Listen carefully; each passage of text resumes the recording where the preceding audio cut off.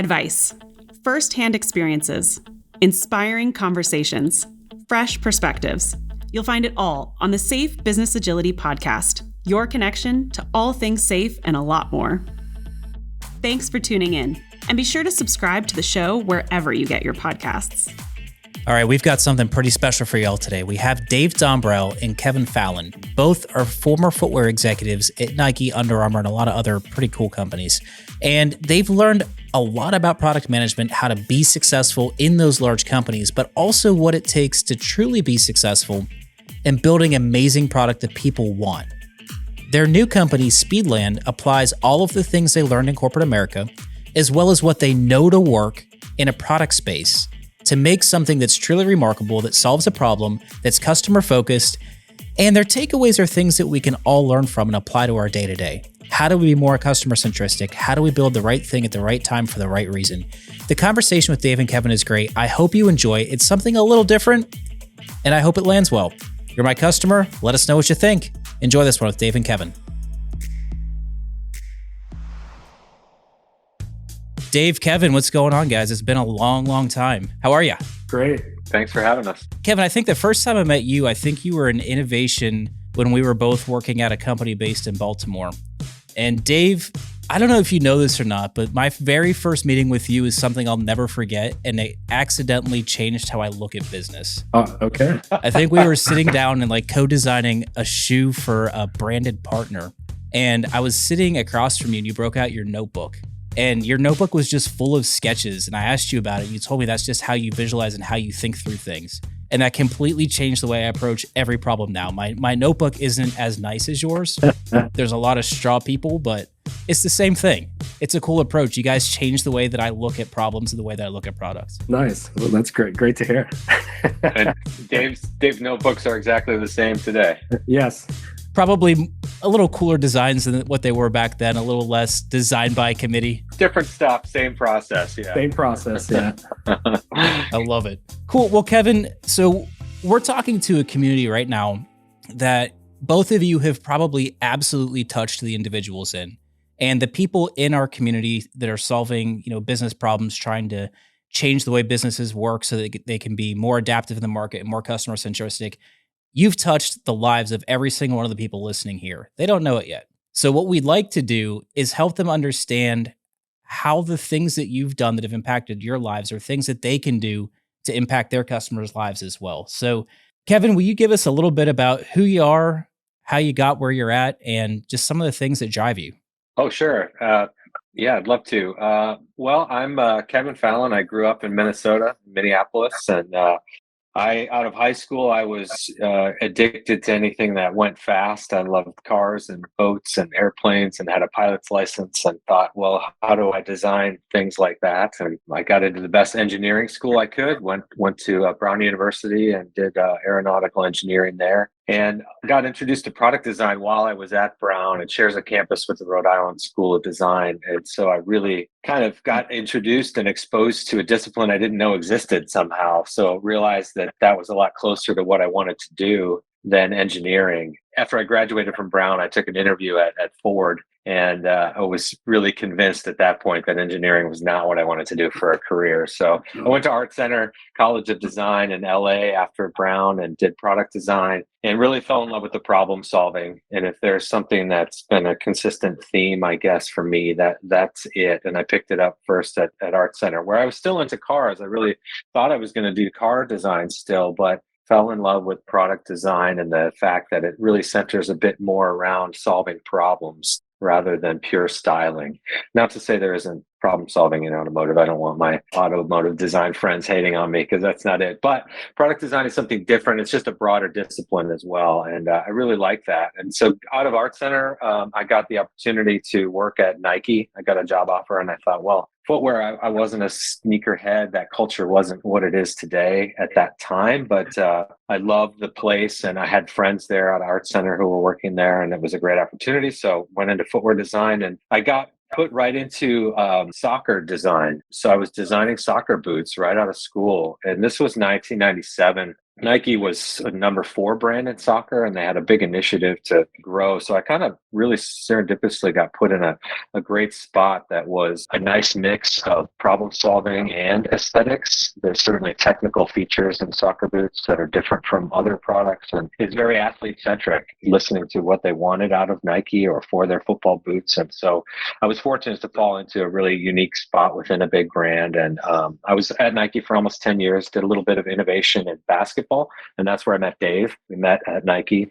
And after almost 10 years at Nike, it was time to try something else. I went to Puma, where I worked for their soccer group in Germany, and later managed the design team there. Dave was managing the design team for Puma in Boston, so we overlapped again and learned to work really well together over a long distance. And we coordinated a move together in a way to Baltimore and to Under Armour, where we saw the opportunity to take an apparel brand and try to help them become a footwear brand. And we were there for almost 10 years, working really closely. I was on the innovation side, and Dave was on the inline side. We had a really close partnership. And when that kind of came to its natural conclusion, it was, natural for us to stay together. We were very like-minded, but not exactly the same skill sets. So that's kind of in a way how Speedland was born. So I've talked too much, but that's my background in a nutshell. No, that's great, Kevin. And thank you for leaving it off right there at Speedland, because that's where we'll pick it back up after Dave does his thing. So Dave, tell us a little bit about you. I'm from San Diego, California, but specifically I grew up in El Cajon. And El Cajon's kind of an interesting place back when I was growing up, because it was kind of a hotbed for, I don't know, like motocross, skate, BMX, NASCAR. I had kids that in my class that, grew up to be NASCAR drivers. So anyway, it was, long story short, it was a lot going on related to that culture. So I was always kind of doing stuff related to that, but kind of more like, I was the kid who was tearing apart the bike or tearing apart the skateboard and customizing it or whatever it is, you name it. I was kind of tearing it apart and rebuilding it. So that was kind of my youth. And eventually I think that led me to Art Center. So Kevin and I, we went there at different times, but we went to the same school in Pasadena. And I went there thinking I was going to be a transportation designer. I was always a shoe guy though. So I ended up somehow at Nike. I went there and I ended up in basketball. So I was doing basketball shoes straight out Art Center, living in Portland, Oregon. So I met Kevin there, but then we worked together in Puma, where we were really working quite a bit together. And then from there, we eventually, wound up at Under Armour together. And that was great because Kevin, like he said, was more focused on the innovation side, and I was more focused on the inline side, or the closer to market. So, long story short, but Kevin and I have worked together for, how long has it been, Kevin? 20 some years, yeah. 20 something years. So long time. And now we're doing Speedland. Yeah. So let's talk about Speedland. So I want to kind of tee it up with my perspective of what it is and what I think is cool about it. And then I really want to hear, I guess, the truth, right? So I remember when, I guess both of you probably left Nike, and I think Dave, you were probably in your non-compete era. I don't know what it was. And then you launched the Speed Hack YouTube channel, where you guys were tearing things apart. You were ripping shoes apart, showing like what made things work in certain ways and what tweaks you could do to make them even better. And that was super cool. As an engineering nerd myself, I mean, that was just the coolest thing. And then when you guys launched Speedland, I mean, I had to be like customer number within the first 100. I was pretty excited for that. And the way that I describe it to people, because I do tell, the story when I'm talking to clients or when I'm in front of, audiences giving presentations. It's the way that I look at Speedland is when you have two people who are really great at what they do, but they don't have this management by consensus kind of constraining them, right? When cost isn't an issue, when you don't have to satisfy a board or a large governing body of people who have to agree with you before you take something to market, what is the coolest thing that you could build? And from my perspective as a consumer, that's exactly what you guys have done with Speedland. Is that kind of on track? That's very accurate. I would say on a high level, and we can get into a lot of the different, values and principles of what we're about. But at one of them, which you touched on, is no compromises, right? How do you just start by building a brand that really doesn't have to compromise or doesn't want to compromise on anything? And that's what Speedland was born from, or one of the principles it was born from. No, that's super cool, guys. I mean, I really respect what you do. I love the brand. I love the shoes. And I think you touch on something that really concerns a lot of people when they start embracing the whole idea of, test, it's okay to fail, it's okay to pivot. Let's get in front of customers before an idea is solidified, and they get kind of freaked out, right? Because I think a lot of people have, outside of consumer products, have been raised in a space where failure is the end of your career. It's not okay to be wrong. It's not okay to put something that's not what we perceive to be perfect in front of a customer. And when we start talking about the frameworks like design thinking, we talk about, fail fast and innovate. People get really freaked out because it's just not how they were brought up. So if Speedland is the one extreme, and if, kind of this space that I'm describing is another, I mean, how did you guys find the opportunity to have the success that you did in the space that you were in when you were working at the Nikes and the Under Armours? And were you able to test any of the theories that you use now in those spaces, or was it always just a wall that you ran into? I think the key is centering on the athlete and making sure that you're solving their problems. One of the things at big companies, it's easy to get really separated from who that consumer is. You get so caught up in the product cycle. And it's like, oh, we have to do this new product to hit this price point for this distributor or this door or whatever. And all of a sudden, you're not really thinking about that athlete or what you're trying to do for them. And, that's one of the big problems. Like, for instance, to go back to Nike soccer, they put us really close to that athlete. I think there were people there who understood that the only way Nike was going to get big in that sport was to really get close to that consumer and understand them. And it wasn't in the US. The game is far bigger in Europe. I mean, it's a generational game, and the World Cup going on right now is a great background for this in terms of it's a huge sport. And until you can get close to those athletes and really understand what their expectations are, you're not going to solve that problem for them in the right way. And so that's something, that again can get really washed out in a big company, and the ones that do it well stay really close. And that's been a cornerstone for us. It's one of our other guiding principles, I think, is we're on text with our athletes when they're testing our product or when, they're giving us input. It's direct. It's a phone call or a text message, and it's not going through sports marketing. It's a relationship. And that, I think, is a key part of what you got to do, no matter what you're doing, is listening to them and staying close to them and being willing to hear that, oh, this isn't right, or you didn't get it right this time. We need to do something else, and not, kind of dig your heels in. If it's the wrong thing, if they're not happy, then you got to find another way to solve it. So, Kevin, how do you really separate the feedback that you accept versus the feedback that you say thanks and set aside? So I imagine if you take, a bag of boots to a soccer pitch and you put them in front of 50 athletes, you get 10,000 data points. Or even now, right, when you guys send a set of shoes to a runner or an athlete, and you get so many data points back, how do you really determine which pieces of feedback are actionable versus those that aren't things you're really concerned with? Part of that starts to self-select a little bit because there's only certain things, right, that we can actually address, right? There's a lot of different, as you said, could be 1,000 data points that come back to us, but we can only, in some ways deal with the things that we can actually affect. So that starts to whittle the list way down. And that's probably our initial filter. And then it goes back to what we're trying to achieve, I think, with the product itself, right? The product has it's going after, say, a certain distance. So we want to take those data points that are going to help the product kind of deliver on the promise that it's set out to do, right? We're not going to take data points that have nothing to do with what the product, ultimately, the mission of the product is. So it's kind of the combination of those two things, I would say. Yeah, I would just add there's a couple of things there. One is separating the aesthetic input from the functional input. Because the aesthetic thing is much more subjective, right? If people like a certain look or a certain set of colors, that's an input that, you can affect pretty quick change on, and either, you're going to make a change because you're trying to please that athlete, or you're looking at a bigger picture and, thanks for that input, but we're going to do it in this color anyway, type of thing. Functional inputs, I think, are quite different. If you're getting consistent input that something is rubbing or not working well, you probably have to make a change. To Dave's point, if you're getting input from somebody that's, hey, something fits too tight, but they're either an unusually wide foot or you're going for a speed product that is going to fit tight, and therefore that's just the way it is. You might not take that input. So understanding the end use and are you talking to the right consumer, those are all things that you kind of got to filter through when you're getting that input. So aligning on the front end to make sure you're talking to the right people and who are already in that mindset is critical as well.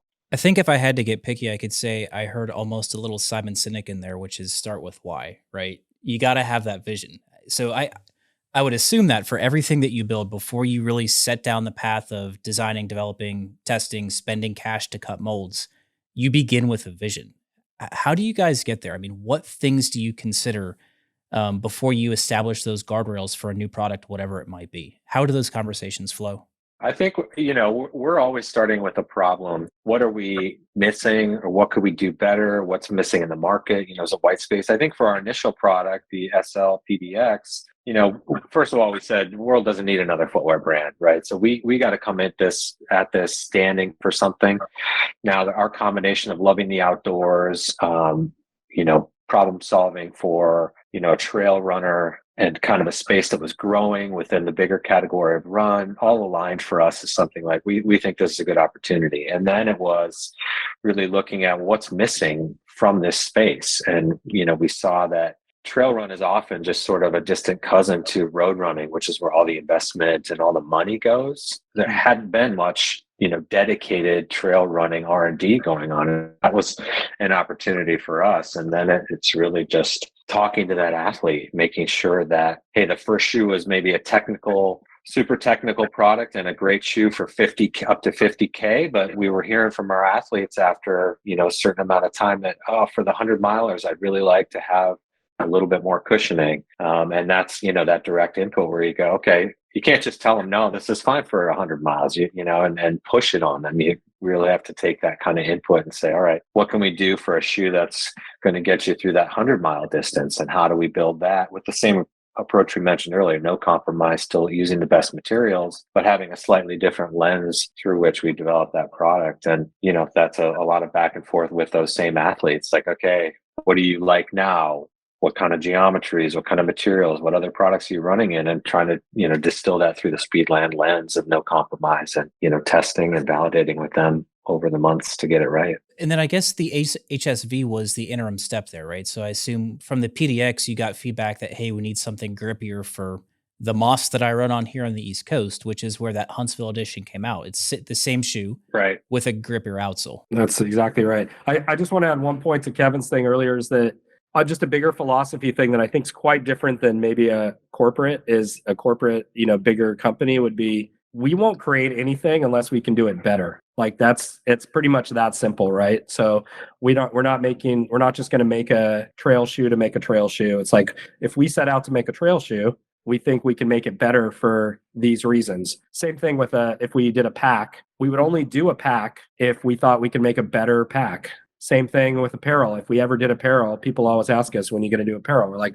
when we feel like we have a reason to do apparel. It's like, if we think we can bring something new and innovative and better to the market, we'll do it. But it has to have a reason. Dave, you hit on one of my hot points there, right? It's one of the things that always fires me up when I go speak with these large companies, and that's the misuse of the word innovation. People talk about how innovative they are, and the first thing I say is, if you have to tell me you're innovative, you're not innovative, because the most innovative companies don't have to say it because their actions speak for themselves. But a lot of other organizations, a lot of companies consider innovation looking at what the competition's doing and doing the same thing, but just slightly different, right? It's one-upsmanship or tweaking. And that's not what you're describing at all. And that's not what I think many of us view innovation to be, right? It's really, as you said, taking a look at a problem and addressing that problem, provided that you have a unique perspective or uncommon solution, versus just doing something that the competition does. And I think that that's where a lot of the folks that we work with get really hung up, right? They don't understand what it means to be innovative. They don't understand why it's important to have a problem before they introduce a product, right? We don't introduce a product because our competition is. We introduce a product because there's a problem that needs to be solved. I think that's exactly right. And you see that very often in big companies, right? There's almost a matrix of product roadmap that is kind of borrowed or copied directly from the competition. Like, oh, I need something to go at this $75 price point, and I need something here at this $100 price point, and it's all chopped up, and it really becomes that internal speak. It's not, hey, what does the consumer want, or what problem am I solving here? It becomes more, what door is this going to go in, and how do I get the right margin at this price point? And, I think for us, we didn't get into starting Speedland to just try to copy what Nike has done or what Under Armour has done. And I think that's a mistake even big companies make. We saw it at Under Armour, right? I mean, it was like, okay, Nike does it this way, so we're going to do it this way. It's like, wait a minute, they're multiples bigger than we are. They're years more sophisticated in so many things that they do. Why would we just try to do it the same way? Not to mention, you follow footsteps in the snow, you're never going to be in the lead, right? There's just a kind of a tendency to follow and copy, where that's almost never the right way to jump ahead. You've got to try some zig to the zag, or, whatever your metaphor might be, but you've got to do it differently. Whether you're a two-man brand like we are, or a company trying to chase a bigger company. Those are definitely those mistakes that we've seen, and we're just trying to do that very differently and very deliberately differently. Sure. I mean, that's the, I guess, constraint of that's the way we've always done it, right? And I think in the context you described, it's, people that were hired from the competition coming to do something new that they did at that other place, and they only know what they know. Yeah. Right. So in your example, Under Armour hires the majority of their footwear staff they had hired from Nike. So it was only natural that the people that they had brought in would try and do things the Nike way, because that's what they knew. And, I see that a lot when people try and hire based solely on what your resume says versus what your skills are, right? If you look at a lot of the companies that we work with, right? If I want to hire an auto designer, well, I'm going to try and pick the best person from Chrysler or the best person from BMW or whoever. Well, then you're probably going to get a lot of things that are similar to what those other organizations have innovated, right? If you want a unique perspective and a unique approach to solving a problem, you've really got to hire for, the perspective that you hope to achieve. You've got to focus on the personality and the creative drive of the individual versus just the things that they've done before, because then you're just going to get the things they've done before. And I think a lot of companies fall into that trap, and it's not just a product person that they fall into that trap with, it's any person. So I guess it's an interesting problem, and it repeats itself in a lot of different industries and a lot of different spaces. It does. So one thing I want to ask you guys about too. So, I mean, obviously you've had a ton of success at big companies. You're having a ton of success now as a two-person shop. How you measure success is probably different now versus how it was then. So I'm guessing in big companies, Nike's, Under Armour's, where you're reporting to the street and the board, it's all about cash, right? What's the margin? What's the efficiency per SKU? And I would suspect that when you're smaller, those things are important, but there's probably other things that are more important, right? You start looking at those outcome metrics instead of just the outputs. What are some of the things that you look for that tell you whether or not your designs and your perspectives are successful? I mean, I think because of what we've centered the company on, athlete feedback and consumer feedback. I mean, they're kind of one and the same, right? Our consumers are athletes, but I'm talking also about our elite athletes. But we're constantly in a conversation with our consumer every day and back and forth. And that's, I think, for us, the validation point and what we're kind of the cycle. So between our elite athletes and our consumers, that's the validation, at least for us, that's much more focused than, say, when we were in a big company. There, like you said, there were many other inputs that were values put on. And for us, it really goes back to just the athlete and the consumer. I don't think it has to be, it's not any more complicated than that. And part of that's because we don't have any layers, right? We have one layer. It's just Kevin and me. And that's so different, right, than the organizations that we're talking about. So I think there's something really interesting there. And with a lot of the work that we do as Scaled Agile, a lot of the philosophies that we try and impart in businesses as they try and behave more like startups is the concept of decentralized decision making. You're never going to move fast and design the right thing for the right person at the right time if you're managing throughout the hierarchy, right? We've got to be really good at giving intent and then trusting the people to action upon that intent. And there's going to be at some point where those two things come together. But for a lot of the people that are in product management functions today, we would really like for them to start behaving more like the two of you do with Speedland and focusing on the things that you're mentioning, right? So we've talked through the idea of, vision start with a problem. When you start testing, you have to be really good at separating the quality feedback from, as Kevin said, the aesthetic feedback from the functional feedback, and test relentlessly with your customers. Talk to them every day.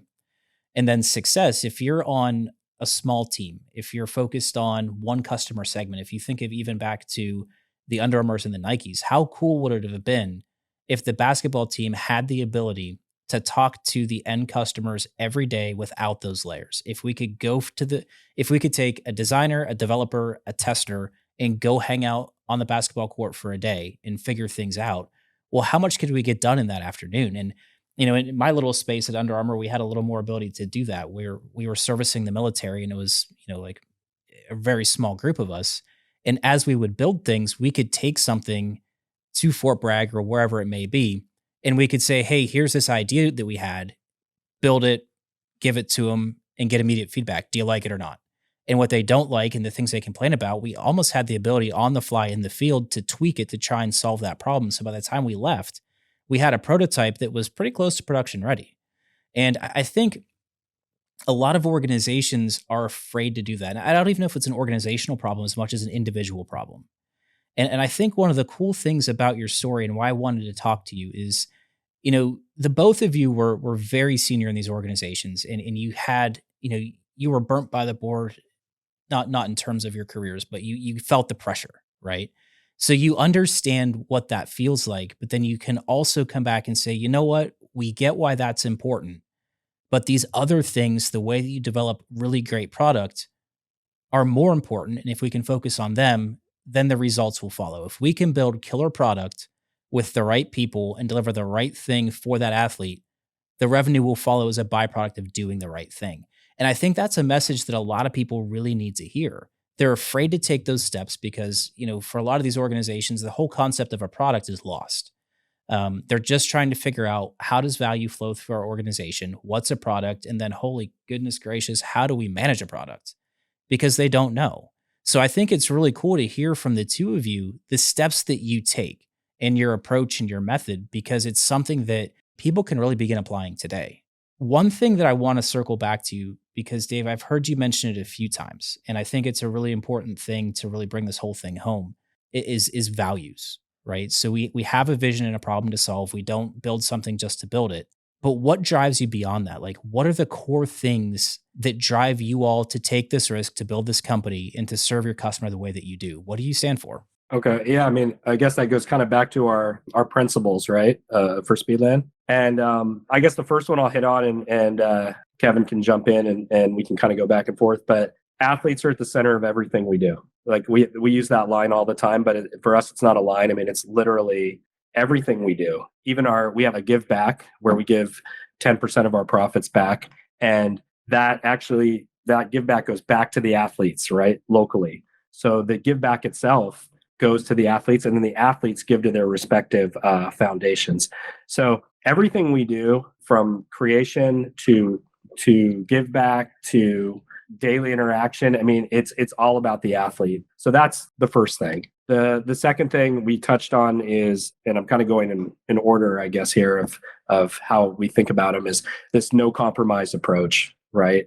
We don't compromise on anything, and we don't need to create it. If we do need to compromise, Speedland doesn't need to be around. Yeah, I mean, I would expound a little bit on that earlier point in terms of, how it gets lost in the big companies, because I think, how Dave and I operate, I think is how a lot of people within big companies want to operate. I think they want to be close to the athlete. They want to be in these relationships, because I think at the end of the day, that's how we look at it. In any relationship, there has to be this trust, right? Our athletes have to trust us that we're going to listen to them. When they sign on with a two-man brand like us, like they either trust us or they don't, right? And we're going to, not violate that trust. And I think it's similar in a big company where, if you have the right leadership, they hire the team, they trust them, and they empower them to do what they need to do, inclusive of getting close to that athlete. I think if you have leadership that tries to play politics and tries to, play nice with everybody, then everyone suffers. You really have to do the lead blocking for that team, trust them, empower them, give them the space to get close to the athlete, and let them blow you away, and let them impress you. Like Under Armour was good at that for a bit, and giving teams that space. Nike was good at it when I was starting there in the soccer team. That Sandy Bodecker had the bandwidth to get everyone out of the way and let the soccer team do what they needed to do, and it worked. And I think we're just in a position where there's two of us. So, our values and the things we talk about and create every day are, just Dave and I talking and listening to our athletes. And that's really, I think, central. No matter how big you are, it's just a question of how do you execute on something like that. Yeah, Kevin, that's so important. In our world, there's this theory of business agility that's really rooted in the work of John Kotter in his book, Accelerate. And in his theory, there's this idea that every organization starts where you guys are right now, right? Like there's no conversation about like who's in charge of marketing, who's in charge of this, who's in charge of that, just because there's a bunch of stuff that needs to get done and you guys just focus on doing it. And as you gain success and the organization grows, the network grows, and things become more specialized. And there's a tipping point where the power of that network and the speed of innovation is lost as the hierarchy begins to grow and things become more segmented, more siloed, and those silos begin to compete, right? And the whole goal of what we do is trying to help organizations get back to that social structure, right? We want everybody to be focused on the same problem with the same mission, and then be able to make decisions as if we were that small company again. I mean, exactly what you're saying is, really the problem that we've seen in a lot of these companies. And, the big scary that keeps us up at night is if we don't help these established organizations be better at doing what it is that they do, well, then the companies that are great at it are going to gobble up all the other companies. And within 15 years, we're all going to work for one of 10 tech trillionaires, right? I mean, Elon's amazing. I don't want to, work for him. I don't want every company to be owned by him.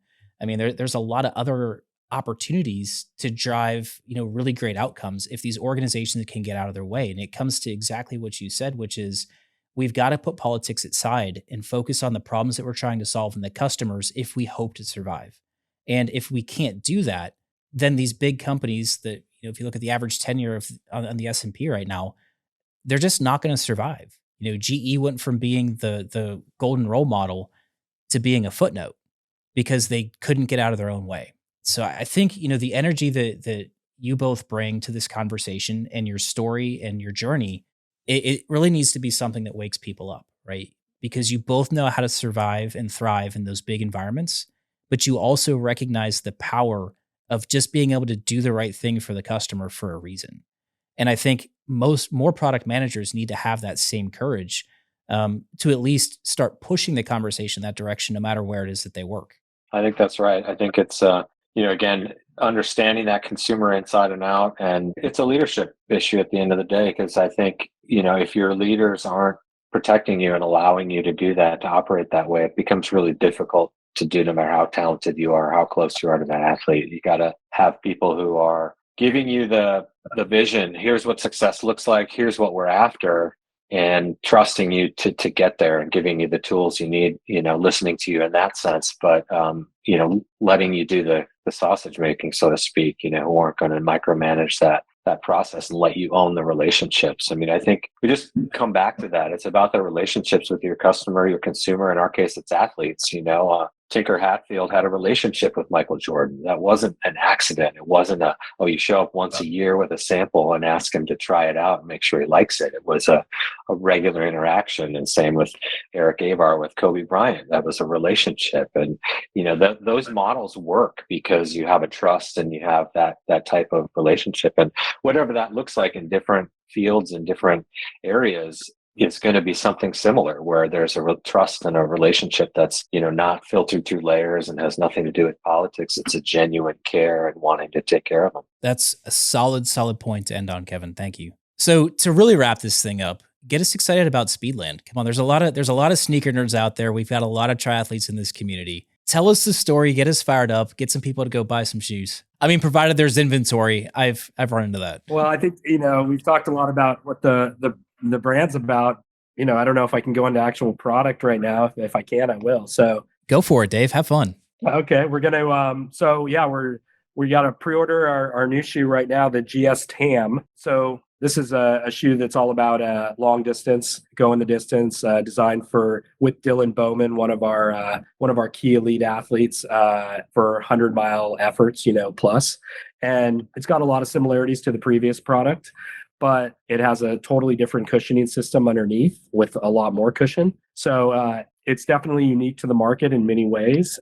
It goes back to all of our no compromise principles. So yeah, we're really excited about it, and it's biased, but it's a pretty amazing product. We don't think there's anything like it out there right now. I would say, we're very excited about this next shoe. I think to an earlier point, we started, niche of the niche, right? Trail running is pretty niche already, and our shoe was, no compromise approach meant a high price point, and we went with a pretty technical type of product. And we knew that, hey, the max cushioning is where the bigger part of the market is. And so we're happy to have learned from the SLPDX and the SLHSV, and hearing back from our customers and our athletes over the last year led us to the GS, which is really that longer distance shoe. So, it's our process. It's a reflection of how we work and what we're trying to do for athletes. And we think it's going to be a broader, bigger product, which helps us scale and get bigger without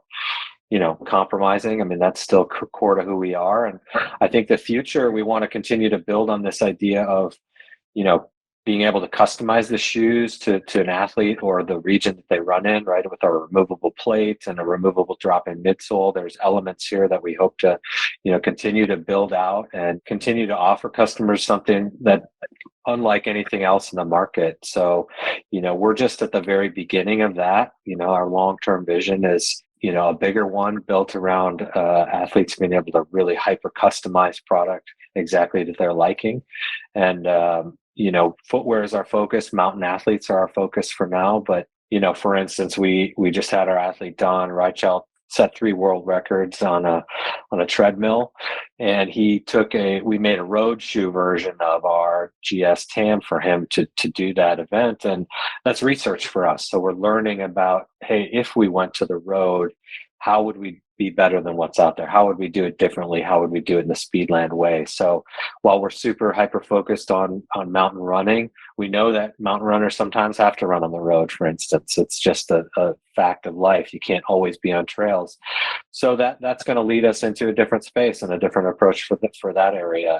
And Dave mentioned packs and apparel. I don't think anything's off the table, but we're being very careful, and we do a ton of testing, which takes time, which means we're not going to just explode into, 10 SKUs overnight. We're going to be very deliberate and very careful in our approach, but we do see additional opportunities that we very much so intend to take advantage of, just doing it in a careful, deliberate way. That's great, guys. Thank you. Where can people find you? Social, web? You can find us at runspeedland.com. And you can find us on Instagram at runspeedland. We're on Facebook as well, and that's kind of the extent of it right now. Again, we're looking at some retail doors, and slowly, carefully, we're going to have some product in San Francisco Run Company, SFRC, because of Dylan's connection to that store in Marin, and Mount Tam being out the back door. It goes with that story. So they're going to be a place where you can try on the GS Tam come March.